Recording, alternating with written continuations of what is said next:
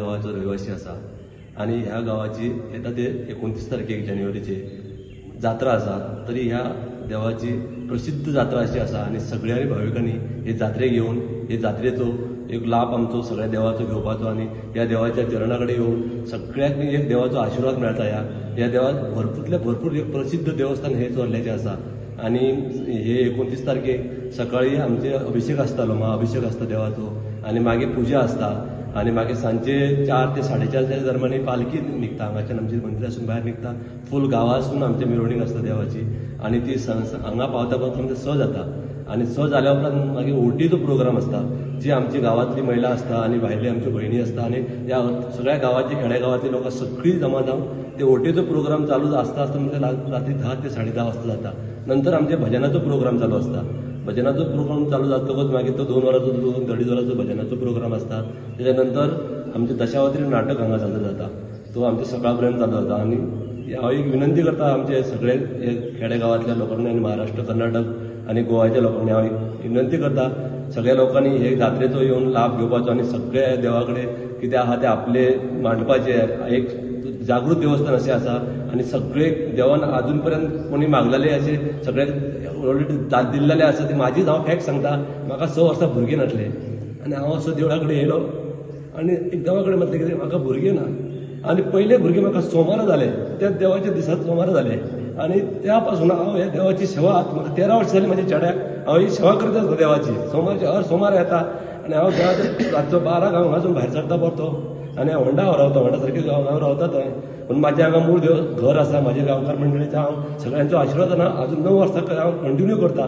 इतलो देवाचो आशिर्वाद आसा हांगा आणि हांव म्हाजे भाशण करता. गणपत विठोबा गांवकर, गांवाचें नांव चोरला.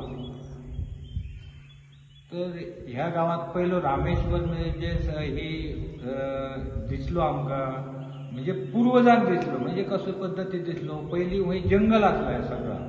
रामेश्वर आसलें, ह्या मंदिर आसलें, थंय सगळ्या परिसराक एक मोठं जंगल आसता आणि त्या जंगलात एक गांवकऱ्याची गाय आमच्या पूर्वी जाणट्याची ती गाय येवन थंय लिंगार त्या लिंग आसतना थंय उबी रावन ती दूध सोडी थंय.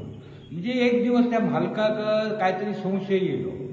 ही गाय जाता खंय रातची, परत आसली तशी येवन आपल्या जाग्यार रावता अशी त्या मालकाक संशय येयलो. एक दिवस तो मालक ते गायचे पालतीर रावलो बघल्यार रातचे 12 सुमारे ती गाय सरळ आपल्या गोट्यातून सुटली. ती हूंय येयली. जंगल आसलो तेन्ना, मंदिर बिंदीर कांय एक नासला. ते जंगलात येवन गाय ती पिंडीत समोर रावली उबी अशी आणि तूस कळाकाळ सोडू लागला. ह्या त्या मालकान बघल्यान गायच्या आणि उजवाडल्यानंतर गावात त्यांनी लोकांक आजूबाजू सगळ्याक बोलवून हाडल्यान हूंय बाबा अशी अशी आपली गाय येवन दूध सोडता. तेन्ना काय हूंय प्रकार आहा ते बघूया म्हणून. म्हणजे गांवकरी सगळे जमा झाले, येयले. त्याच्यानंतर त्यांच्यानी खोदाई केल्या. पिकास बी हाडल्यानी, फावडे हाडल्यानी आणि खोदाई केल्याबरोबर थंय लिंग तांकां मेळ्ळें. त्या लिंगार पयलीं अशी खोच सुद्दां बरी माणसाक जखम जाता आणि खोच पडटना तशी पयलीं लिंगार अशी ताळयेर खोच सुद्दां आसली ती आमी बघली. आणि आतां आमी देवाच्या ह्या गांवकऱ्याच्या वतीन आमी पुजारी म्हणून आसतो.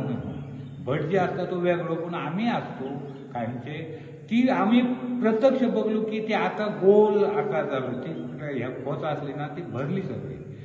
अशे पद्दतीन ह्या भगवंताचो ह्या हूंय स्थान ह्या उगम जाला आणि प्रसिद्धी जाली. त्याच्यानंतर आम्ही गावकऱ्यांनी पूर्वी आमकां काय माहिती त्या टायमाच्या आम्ही ना म्हणजे शिवाजी महाराजाच्या टायमाच्या अगोदर काय हे कार्यकर्तीक ह्या घडलेला असा. आजकालच्या हेतून न्हय घडलेला.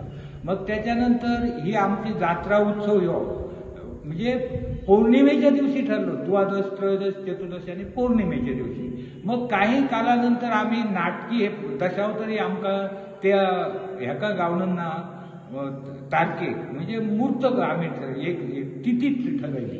ते तिथी गावनन नावना ते द्वादशी काढली. तर जात्रा ठरवल्यानंतर ती जात्रा उत्सव मोठो आजूबाजूच्या परिसरातील लोक सगळे भाविक भरपूर येतात आणि दर्शन घेतात.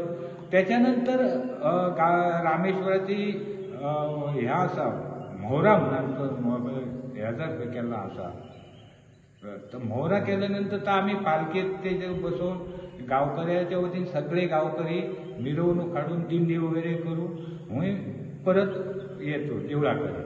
त्याच्यानंतर भजन, बाहेरच्या गावच्या आजूबाजूचे भाविक येतात, त्यांचे भजनाचे असतात ते भजनात बसतात, कोण दर्शन घेतात. असे बावडे भाविक सुद्धा भरपूर ह्या देवस्थानात भाविकांना ह्या परिसरातल्या प्रत्येक भाविकांना देवाक आपलं काहीतरी फूल ना फुलाची पाकळी अर्पण केलं. तुम्ही पळयतात GNH.